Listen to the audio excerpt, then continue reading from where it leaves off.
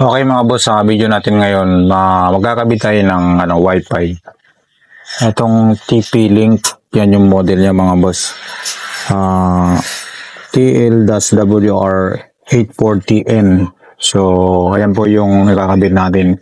So, ito mga boss, wala na itong masyadong, hindi na tayo maglalagay ng bagong password, wala na tayong gagawing settings.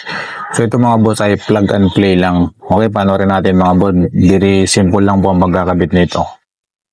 Yung kasi natin mga boss, yung area natin, yung bali yung pwesto namin dito sa tindahan, malayo doon sa bahay. Mula doon sa amin hanggang dito, bumili ako ng 15 meters na wire para magkaroon kami ng signal dito kasi mahina yung signal pag gano'n nakalayo. Kaya bumili ako nitong router. So marami naman itong option na marami siyang 4-in-1 siya. Ayan, pwede siyang access point, pwede siyang range extender, WISP, tsaka router. Ayan siya mga boss. So ngayon, gumamit tayo ng wire, yung link, ilalagay ito yung link, ito yung ginamit natin. At saka ito rin, dito natin. Ilalagay ko yung mga link nito kung saan ko nabili online. Okay, set up na agad tayo mga boss, mabilis lang to. Ito nga pala yung gamit natin mga boss. Tayo ay naka-converge yan. Ito yung ating modem. Ayan, dito siya nakakabit sa dito sa bahay namin. Tapos ito yung niya, yung dito tayo magkakabit sa may LAN 1. Ayan, yung LAN 1 mga boss. Ayan. Ito po yung ating model. Ayan, so nagsaksak na tayo dun sa LAN 1. Kinabit natin yung ating Cat6 RJ45 na LAN cable. Tapos pinagapang natin dito, ayan, dito sa likod ng bahay. Papunta dun, pinasok natin dun. Medyo malayo kasi isang bahay ang pagitan namin, bali. Ayan, bali dito yan sa kabila. Dito tayo dadaan, papunta sa may tindahan. So, ganun siya kalayo. Mahina kasi ang signal pag doon pa tayo kukuha ng signal sa kabilang bahay. Ayan, so nagpagapang tayo ng wire ngayon, punta natin dito. Ayan, pinalusot natin sa kisame. Ayan na siya mga boss.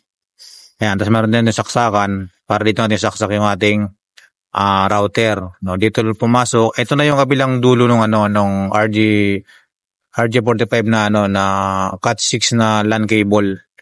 Yan. Ito may sarilitong password. Ayan. Diyan natin i-connect ngayon sa kulay blue katabi nung power supply. Yung kulay blue diyan natin isasaksak. Ayan. Pagka saksak natin diyan mga boss, siyempre power on na natin yung ating router para magkaroon tayo ng signal dito sa tindahan. Ayan, after natin masaksak, ayan, namilaw na siya. Namilaw na siya mga boss. Dahil lang natin na umilaw ulit ng isa pa. Yung kulay orange, ilaw siya ng kulay orange. Ayan, pag once na na siya, kulay green, stable na siya. Okay, wait lang tayo mga boss, mga ilang seconds lang to. Ayan, kulay green na. Pag gano'n na mga boss, pwede na tayong kumunik ngayon dito na mismo. Ayan. So yung nito, yung password, nasa likod din nitong router na to. Nandiyan din sa likod yung password. Kukunik lang dyan. Or pwede nyo i-scan. Ayan mga boss yan.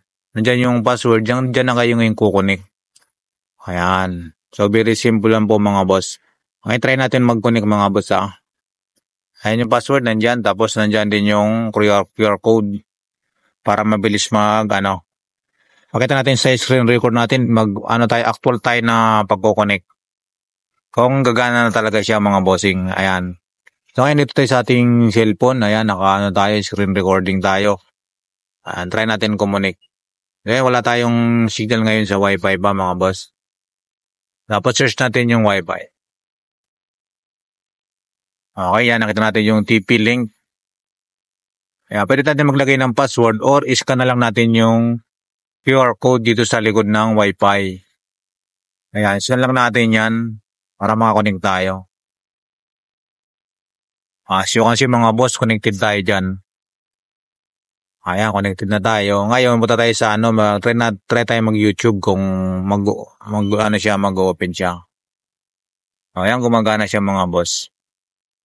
Ayan, ang-open po siya. Sabihin, connected na tayo ngayon. Dito na tayo nakakonig sa TP-Link. Try tayo mag-Facebook kung meron. Gumagana siya mga boss. So, malakas na po yung signal natin. Ayan po mga boss So, napakasimple lang ng pagkakabit ng bagong panibagong router.